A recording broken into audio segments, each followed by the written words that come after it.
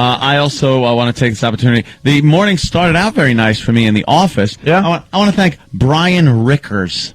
Why? Because usually, you know, the crap we get in our office. I come in every morning, greeted to some box or some, a literal cardboard box. Would be very nice if there was just some box in the office on my desk.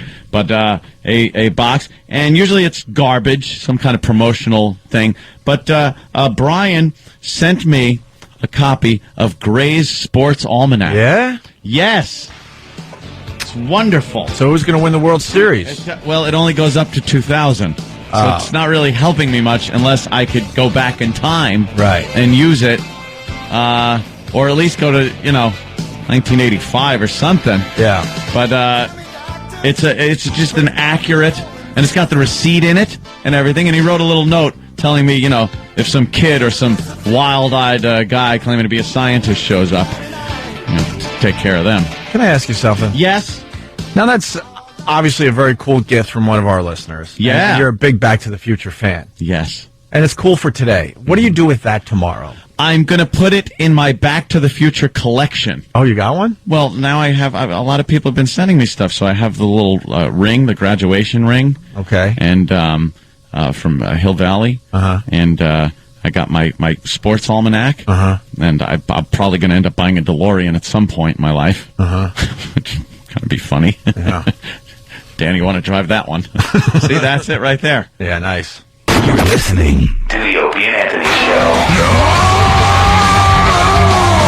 Hey, Zach and Mira make a porno, so you got to work with Tracy Lords. I did. For the older listeners, man. I saw her in your film. I'm like, that's Tracy Lords. And the other people at this particular screening, I don't think they recognized. And the weirdest thing was, she literally sat in my living room at the bar with me for 3 hours, chit-chatting. And the whole time, get some. I'm just I was sitting going to say the same thing. We're all guys. Totally. That's what I like. I was wishing that I could get in a time machine, go back in time, tell the 16-year-old version of me, one day Tracy Lloyd's going to be in your house and your parents are not going to be home. Yeah. And then, I'm sure the 16-year-old version of me would be like, where did you get a time machine? Well, if and you why'd do, you waste it on take this with you. The Sports Almanac. It's the Gray's Sports Almanac. And please, make me some money. Where did you I get would love this, to dude? go to the Biff Tannen Museum. One of the listeners. See, instead, it is turned into the Kevin Smith Museum. One of the listeners knows I'm a big Back to the Future fan. Is this authentic? I don't know. The guts are not, but the cover is definitely. The cover's great, and it's got the receipt in it. I don't know where he got it, but it's just a cool thing to have. Blast from the past. This is pretty phenomenal. It's just a great thing to have. I get every Back to the Future thing. Somebody gave me a graduation ring from the high school from Back to the Future. Uh-huh. What was it actually? Hill Valley? Yeah, Hill Valley High School. I love got the graduation ring and stuff. Do you love that movie or do you love all three? The third one I could, live without. Third one's a little rough. It's there. Well, but, once they go to the Old West, you're like... Yeah. It's like, what? I got no connection to this. You lost me. I don't care about that anymore. But, the first one and the second one are great. Remember the second one where he, goes to the alternate Biff Run future? Yes. And his mom has this insane rack? Big set of cans. He made her put these things inside. And Biff is just over-the-top Biff. Biff becomes like Lex Luthor at that point. He stops resembling a human being, and he's just Lex Luthor of Hill Valley. What are you talking about, McFly? He's over-the-top Biff. And he's got a friend with bionics in him and stuff. Yeah, wearing that weird metal hat. Yeah. And then in part one, when he's waxing the car, right, and they're all hanging out in the living room, and everything's cool because they kind of fix things. It's like, oh, that Biff. Me and your mom never would have met if he didn't try to rape her in the car. Isn't that weird? And it's like, why are you having this guy around waxing your vehicles? That crazy Biff. I understand, wanting to punish and or torture the guy. Yeah. But, it's such a mild form of punishment where you're wash my car as opposed to, now, Biff, you need money, and I want to humiliate you for what you did to my Lorraine. Yes. So we're gonna anally render you absolutely useless with a series of injections and shots in my garage, And that'll kind of make up for you almost date raping Lorraine. Totally. Not like letting him wash the car, and he's like, "Oh, I'm sorry, boss. I'm sorry." Yeah. Sorry. Hey, your book's here. Your book's here. He's like, all right, you're the guy that tried to rape my wife. It's like it is an uncomfortably creepy relationship to keep that dude around, man. They really like it, and that's an odd thing about comedies back then. Like it was Spielberg. It was a huge, big budget movie. Yeah, Zemeckis directing, and like they get one scene where it's like, "Hey, beat it, spook." Yes. You know, like the language in it and some of the undertones that were going on in it are like, wow, you know, it's pretty tough for a comedy with Michael J. Fox in it. Totally. You're like 14, 15 going, is that okay to say? Yeah, what try that in the real world. Yeah. And, you know, the whole rape thing and that is crazy. I never really thought about the rape angle of it, but it is pretty heinous, man, that dude is like, in the future, he should be in jail. Right. In the alternate future, that dude should just be in jail. And then it's a cuckold relationship. I'll bet you Biff, his whole job is to prep the bull. That's his punishment. Like Marty's dad goes out to do the press tour for his new sci-fi book, and Biff comes in, and he's like, "It should have been you, Biff.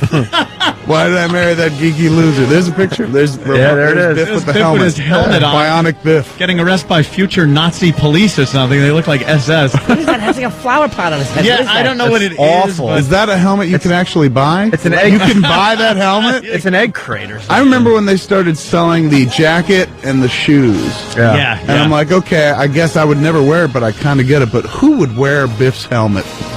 Danny? Yes?